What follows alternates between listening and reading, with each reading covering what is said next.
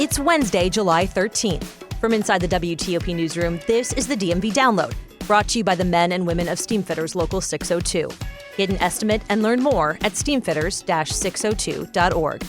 Luke is off today.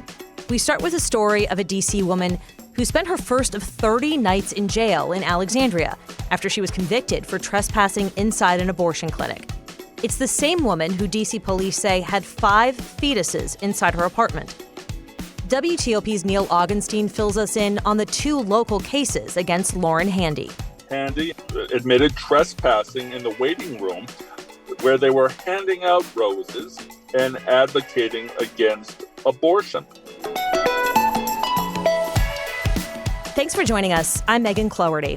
Before we start, a warning that this conversation contains details that some listeners might find disturbing. Lauren Handy is one of 2 abortion activists who says she obtained dozens of fetuses from a D.C. abortion clinic earlier this year. She's facing a federal indictment after police raided her home and found 5 fetuses inside her refrigerator. Handy faces a handful of cases across the country, actually, including in Flint, Michigan, where she's awaiting sentencing for trespassing at a clinic there. Right now, she's in the Alexandria Detention Center for a similar offense, and WTOP's Neal Augenstein is reporting on that case today and joins me now on Zoom. Thanks for doing that, Neal. My pleasure. So, Neal, Lauren Handy is one of 2 women who was convicted and are now serving a shortened sentence in Alexandria. Tell us about this case, what they did and where this happened. Lauren Handy is the director of activism for Progressive Anti-Abortion Uprising, which obviously is a group that is opposed to abortion rights. She pleaded guilty yesterday in Alexandria General District Court and was sentenced to 30 days in jail. The other defendants were sentenced to 4 days behind bars. And here's what happened. Back in November of 2021, Handy and the other activists admitted trespassing in the waiting room of the Alexandria Women's Health Clinic, where they were handing out roses and advocating against abortion. And so they have admitted that they did that, and they have now been sentenced. And Handy is the director of activism at the Progressive Anti-Abortion Uprising, which says it's holding nightly vigils outside the Alexandria Detention Center throughout her sentence.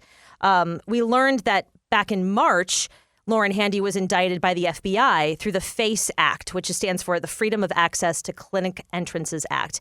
And that incident was tied to her alleged blocking of the entrance to the Washington Surgery Clinic back in 2019, where she's protested before. I think both Neal and I, we both covered the story.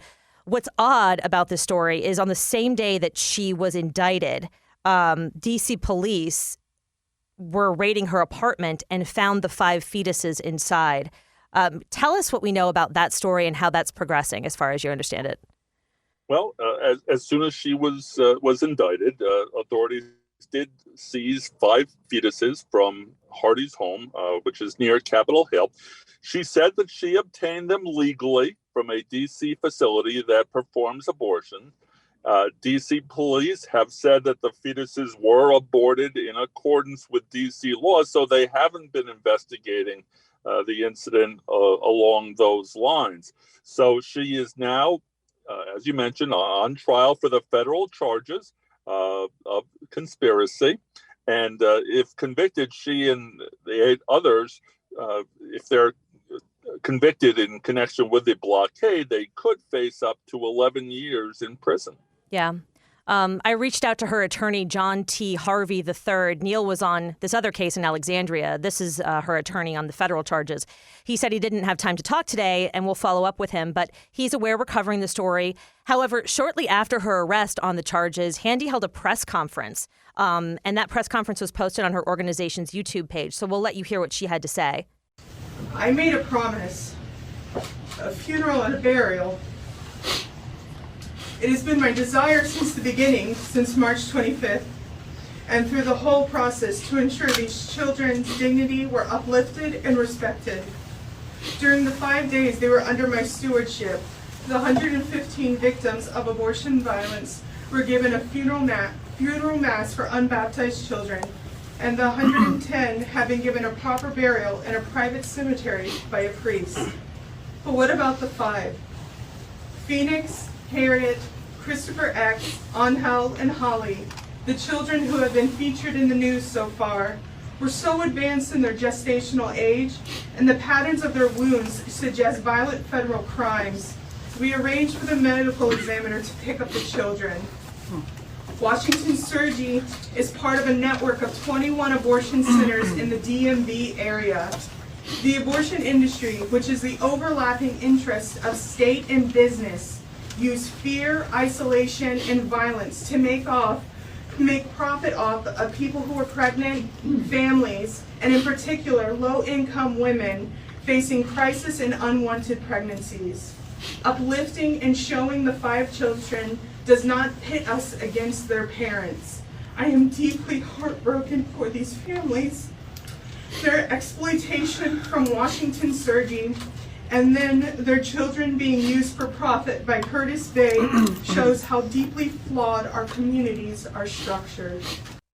On its website, the PUAA posts its campaign, Justice for the 5.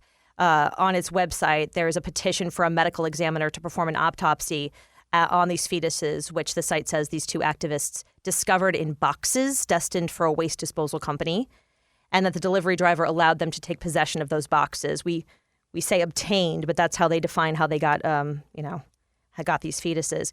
Neal, what's interesting about this case, and I wonder what you've heard about this, is you mentioned D.C. police have said they were aborted in accordance with D.C. law, so there's really no investigation as to that. Because they do not have personhood in D.C., there's also no charge against a person, right? Like no kidnapping charge or anything like that. So we have the FACE Act.